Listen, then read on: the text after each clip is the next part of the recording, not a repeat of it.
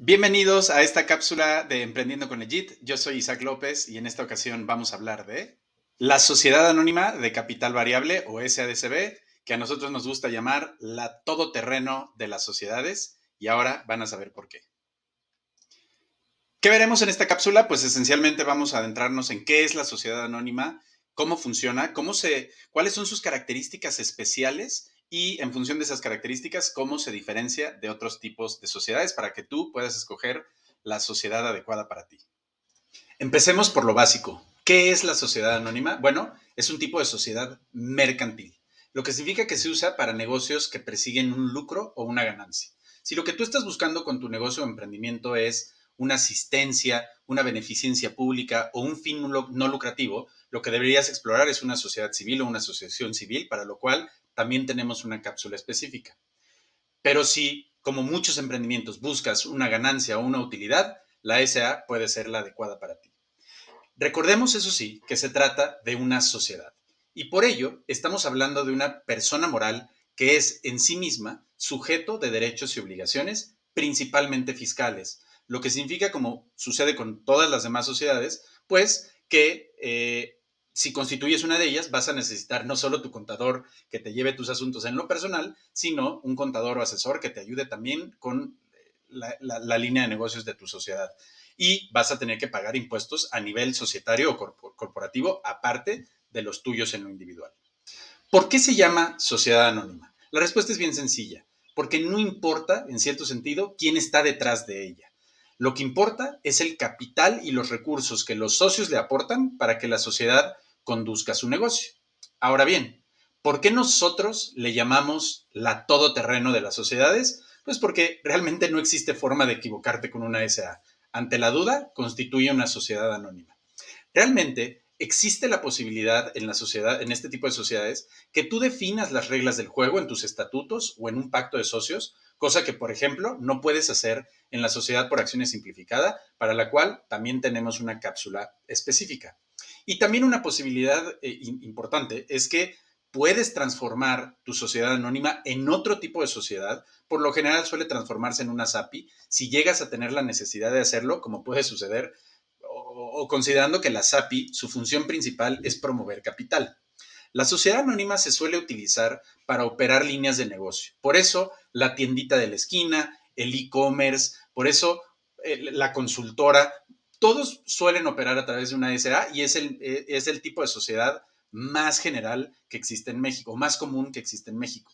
La SAPI, a diferencia de la SA, suele utilizarse para negocios que van a requerir capital más adelante, y por eso, como su nombre lo indica, promueven esa inversión. Vamos a ver un poco de esos detalles más adelante.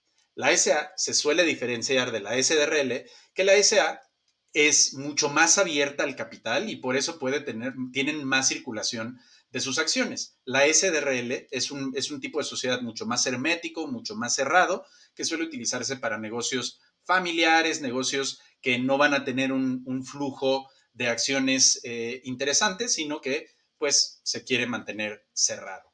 Pasamos a analizar ahora al componente básico de una sociedad anónima. La sociedad se compone de accionistas, que son los socios del proyecto.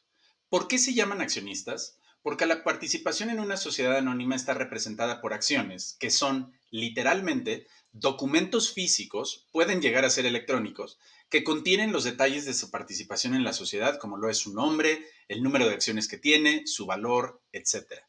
La idea de que existan estos documentos es que puedan circular libremente, de forma que si quieres transferir el documento, transfieres también tu participación en la sociedad, aunque por lo general es muy buena idea, y de hecho así suele hacerse, y nuestra recomendación es siempre hacerlo, es incluir en los estatutos o en el pacto de socios de la sociedad mecanismos que restrinjan la libre circulabilidad de estas acciones, porque en muchas ocasiones no quieres tener a desconocidos en tu sociedad. No quieres tener, por ejemplo, a tu competencia, a los competidores o a personas que no pueden aportar nada a tu negocio, y por eso se suelen establecer estos mecanismos para restringir o cuando menos establecer ciertos pasos para que un socio o un tercero sea admitido como socio. Pasamos al tema obligado, que es cuáles son los derechos y las obligaciones de un accionista al entrar en una sociedad. Voy a empezar por lo más sencillo. ¿Cuáles son las obligaciones y las responsabilidades de un accionista? Y es sencillo porque es bien básico.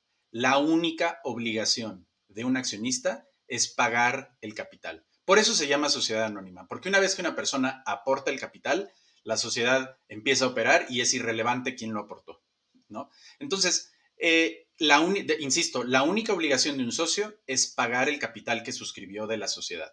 Entonces, una vez que paga ese capital, puede desentenderse y pasar a estudiar cuáles son sus derechos. Los derechos son un poco más complejos y por eso solemos dividirlos en derechos corporativos y derechos económicos. Empezamos por los derechos corporativos. Los derechos corporativos son aquellos que le permiten al socio involucrarse en el funcionamiento de la sociedad. Y esencialmente podemos hablar de tres tipos de derechos. Primero, tenemos el derecho del voto. Y ese derecho supone el derecho a ser convocado a las asambleas, que es el mecanismo donde la sociedad, a través del cual la sociedad toma sus decisiones. Entonces, el principal derecho es ser convocado a esas asambleas, escuchar lo que se va a decidir y emitir un voto que debe tomarse en cuenta para la determinación de la decisión correspondiente. Por supuesto, estos derechos pueden cancelarse, restringirse y demás, pero por lo general, el derecho principal de un accionista es el derecho a votar en las decisiones de la sociedad. Pasamos ahora al derecho de preferencia. El derecho de preferencia es este derecho a participar de forma preferente en los aumentos de capital de la sociedad. Es bien sencillo. Si la sociedad necesita más recursos para operar, pues mejor que voltee a sus socios para pedirle esos recursos antes de voltear con terceros. Los socios van a ser preferidos a terceros en los aumentos de capital. Y ese derecho de preferencia suele ser proporcional a la participación que el accionista tiene en la sociedad. De forma que si tú tienes el 50% de acciones de una sociedad y la sociedad decreta un aumento de 10,000 pesos, pues tú tienes derecho a participar en el 50% en el pago de ese nuevo capital. Es un derecho, no una obligación. Pasamos ahora al derecho llamado del tanto, que es un derecho que, atención, no suele existir por ley, sino que se debe pactar en los estatutos o en el acuerdo de socios que tenga la sociedad. Y este derecho no es para participar en aumentos de capital, sino en las transmisiones de acciones del resto de tus socios. De forma que si uno de tus socios quiere transferir sus acciones, pues primero debe voltearse con los socios, debe voltearse contigo para ofrecértelas primero a ti antes que a un tercero. Y de nuevo, este derecho también suele ser proporcional a las acciones que los otros socios tienen respecto del capital social. Ahora pasamos a discutir los derechos de naturaleza económica, los beneficios de participar en una sociedad. Normalmente, estos derechos suelen dividirse en utilidades y liquidación. Las utilidades es lo más sencillo. Si yo estoy aportando dinero a una sociedad, espero que esa sociedad utilice ese dinero de forma inteligente para que me genere utilidades o ganancias y mi derecho será recibir esas utilidades o ganancias en proporción al número de acciones que tenga. Entonces, todo accionista tiene derecho a participar de las utilidades del negocio en el que participa. Y el segundo derecho de la liquidación es, pues, si la sociedad llega a disolverse y posteriormente liquidarse porque no logró conseguir su objeto social, porque se le acabaron los recursos, porque ya los socios no desean continuar con el negocio, bueno, pues tengo derecho a recibir la parte proporcional que me corresponda de los activos de la sociedad, previamente pagadas sus deudas y sus obligaciones, lo que quede, bueno, pues de nueva cuenta, si yo tengo el 50% de la sociedad, voy a tener derecho a recibir el 50% de los activos que la sociedad tenga una vez pagadas sus deudas y sus obligaciones. Entonces es este derecho a participar en la liquidación de la sociedad, también en proporción al número de acciones que tenga de la sociedad. Ahora bien, ¿cuáles son los órganos que componen una sociedad anónima? ¿Cuáles son esas figuras que es relevante conocer a la hora de constituir una? Son esencialmente tres. Primero tenemos a la asamblea, que es el órgano supremo de la sociedad y es ahí donde participan todos los socios para la toma de decisiones y para manifestar su voto. Pero también tenemos a la administración, un órgano completamente diferente e independiente de los socios que se encarga de ejecutar las decisiones de la asamblea y de administrar a la sociedad. Pero también tenemos al órgano de vigilancia, normalmente llamado el comisario. El comisario tiene una función bien sencilla que es auditar o revisar al consejo, al órgano de administración, para revisar que efectivamente sus sus gestiones fueron válidas, fueron reportadas a la sociedad y rendirle un reporte a los accionistas para que sepan que los administradores hicieron bien su trabajo. Vamos a analizar cada una de estas figuras. La asamblea de socios. Como les comentaba, la asamblea de socios es el órgano supremo de la sociedad. Por encima de la asamblea no hay nadie y la asamblea todo lo puede, siempre y cuando esté dentro de los márgenes de la ley y de los estatutos o de los pactos de socios que tenga vigente la sociedad. La asamblea se reúne de forma recurrente para tomar decisiones respecto del curso y de los planes y las proyecciones que tenga la sociedad. Las decisiones de la asamblea son las que tienen que tomar en cuenta los administradores para ejecutar la voluntad de los accionistas. La asamblea de una sociedad anónima tiene dos tipos: asambleas ordinarias y asambleas extraordinarias. También existen las asambleas especiales, pero de ellas hablaremos más adelante. La asamblea ordinaria es la que, por lo general, suele reunirse una vez al año. ¿Cuándo? Durante los primeros 4 meses del ejercicio siguiente. De forma que si la sociedad se constituye ahora en el 2024, tendrá su primera asamblea anual en el 2025, en el lapso comprendido entre enero y abril. La asamblea ordinaria, como su nombre lo indica, suele ocuparse de los asuntos ordinarios y comunes de la sociedad, ¿no? La designación de los consejeros, cuáles son las proyecciones, quizá nombramiento de apoderados y de aquellos asuntos que no sean considerados especiales o extraordinarios, porque existe la asamblea extraordinaria que tiene quórums y tiene requisitos de instalación y de votación especiales, porque suele ocuparse de esos asuntos extraordinarios que no son comunes, como por ejemplo decidir si la sociedad va a cambiar de giro, como por ejemplo decidir si la sociedad va a cambiar su vigencia, no suele suceder, o si la sociedad se va a disolver y liquidar, o si la sociedad va a cambiar sus estatutos sociales. También suele ocuparse de los aumentos del capital fijo. Recordemos, y esto se los comento solo como un dato que para la mayoría de los emprendedores es irrelevante, las sociedades anónimas y en general las sociedades mercantiles tienen el capital fijo y el capital variable. El capital variable se puede modificar sin muchas formalidades y de hecho, por lo general, se suele modificar mediante acuerdo de la asamblea ordinaria de accionistas y no debe notarizarse. Mientras que los cambios en el capital fijo, eso sí debe acordarse mediante una asamblea extraordinaria y debe no solo notarizarse, sino también inscribirse en el registro público de comercio. Entonces, por ahora no voy a entrar en los detalles de cuáles son los requisitos de instalación y de votación, pero tomen en cuenta que la asamblea ordinaria se suele reunir con un menor quórum de accionistas, mientras que la asamblea extraordinaria suele requerir que estén presentes un mayor número de socios porque la naturaleza de sus decisiones son mucho más relevantes. Ahora pasamos a hablar del órgano de administración de la sociedad. La sociedad anónima puede ser administrada por un administrador único o por un consejo de administración, a diferencia de la SAPI, que necesariamente requiere un consejo de administración. Los administradores son las personas encargadas de ejecutar todas aquellas acciones que lleven a la sociedad a su destino y por eso deben cumplir la voluntad de los accionistas. Para cumplir esa voluntad, tienen lo que se conoce como la representación de la sociedad.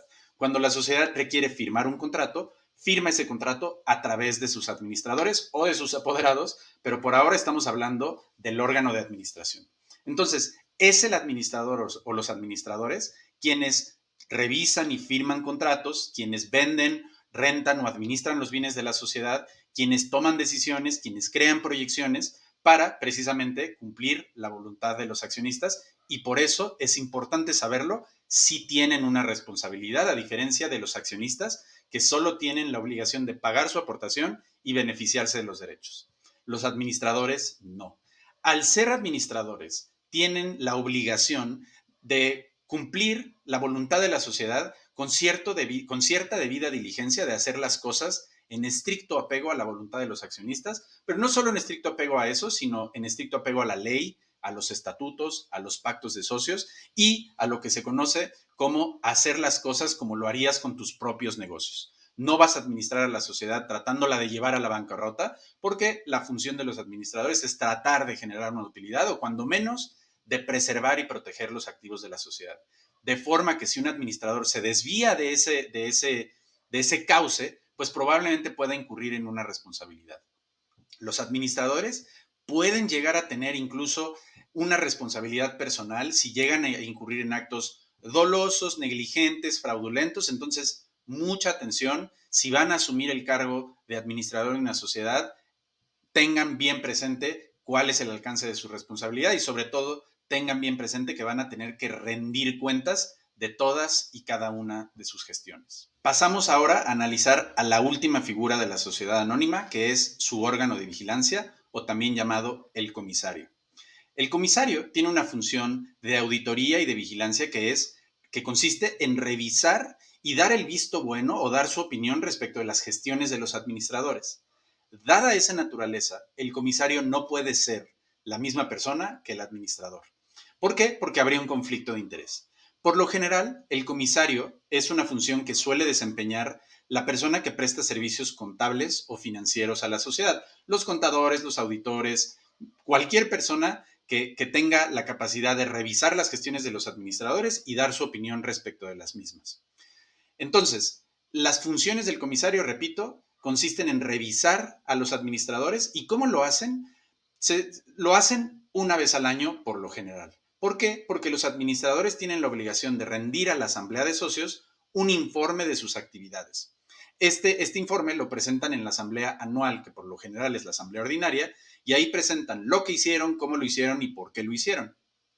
Junto a este informe de los administradores, el comisario debe rendir anualmente su dictamen respecto de las gestiones de los administradores, donde debe indicar si está o no de acuerdo con las actividades de los administradores. Es bien importante y yo diría que es la responsabilidad más importante de los comisarios el no dejar pasar actividades que pudieron haber sido negligentes, dolosas, no reportadas o fraudulentas de los administradores, porque pues esa es precisamente su función. Pero por lo general asumir el cargo de comisario es una función relativamente relajada porque solo es una función de vigilancia o de inspección. Y ya para cerrar y consolidar todo lo que ya sabemos de la sociedad anónima, permítanme acudir a esta pequeña tabla que resume algunos de sus puntos esenciales. Primero, arranquemos con el capital. No se requiere un capital mínimo para constituir una sociedad anónima. Antes existía un capital mínimo de 50,000 pesos y por eso la práctica dicta hoy que las sociedades se constituyan con ese capital, aunque la realidad es que puede constituirse con un capital de 10,000, 20,000 o el capital que ustedes gusten.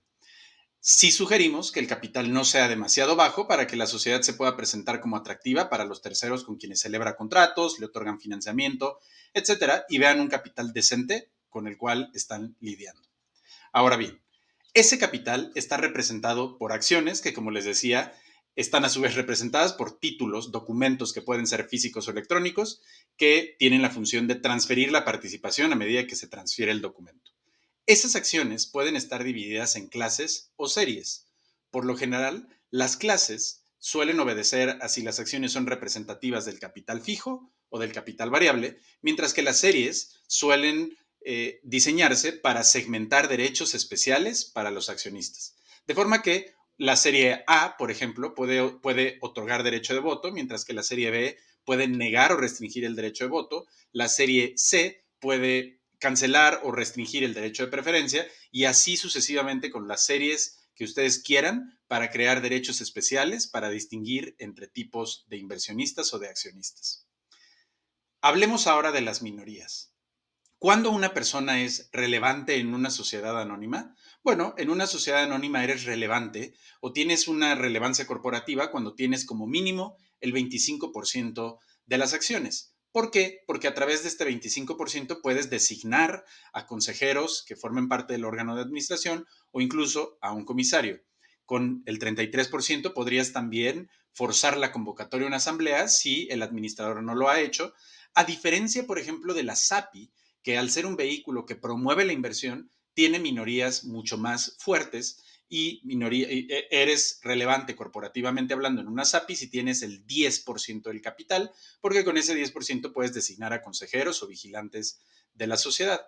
Ahora, esto no quiere decir que si tienes el 1% de las acciones de una sociedad seas irrelevante, no, porque por supuesto tendrás el derecho a recibir el 1% de las utilidades, el 1% de la liquidación o puedes ser convocado a asamblea y participar en ella y manifestar tu voto, pero si eres mucho más relevante a medida que tengas el 25% o más de la sociedad. Ahora bien, recordando las asambleas, vamos a reiterar aquí que hay tres tipos de asambleas: las ordinarias, las extraordinarias y las especiales. Las ordinarias suelen instalarse una vez al año para ver el curso ordinario de la sociedad, designación de consejeros, proyecciones, autorización de transmisiones de acciones, aumentos o disminuciones del capital variable de la sociedad, mientras que las extraordinarias se instalan solo mediante convocatoria para decidir asuntos trascendentales que transformen la estructura de la sociedad, y tiene requisitos de instalación y de votación mucho más elevados que las ordinarias. Y las especiales suelen instalarse para discutir asuntos que versen quizá sobre series especiales de acciones. Y por último, recordemos que la administración de una SA puede estar en manos de un administrador único o de un consejo de administración, mientras que la SAPI, por ejemplo, solo puede ser administrada por un consejo de administración. Y para cerrar, como lo hacemos en todas las cápsulas, recordarles qué puede hacer Legit por su emprendimiento. En Legit ustedes van a encontrar dos potentes herramientas que pueden ayudarlos a sacar su emprendimiento adelante desde una perspectiva legal. En primer lugar, tenemos una tienda que contiene los productos más básicos que puede necesitar un emprendimiento, como lo es la constitución de su sociedad, en cuyo caso podemos orientarlos sobre la sociedad adecuada para su emprendimiento.